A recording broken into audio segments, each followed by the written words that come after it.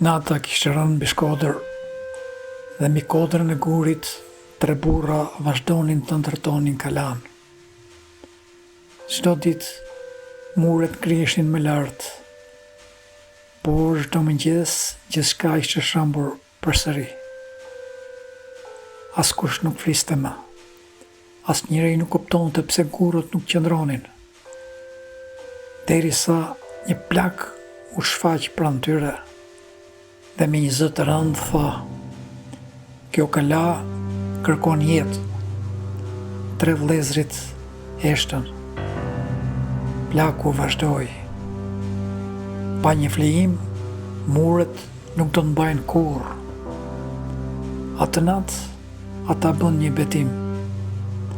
Asnjëri nuk do të tregonte grave, dhe gruaja që do sillte bukën të nesërmen do të morosej brenda kalas. Por kur erdhi mëngjesi, 2 vëllezërit e mëdhenj e kishin thyer besën. Vetëm më i vogli heshti. Dhe në rrugën e ngushtë prej guri u shfaq Rozafa, me bukën në duar dhe foshnjën në zemër. Kur dëgjoi vendimin, ajo nuk bërtiti, nuk iku.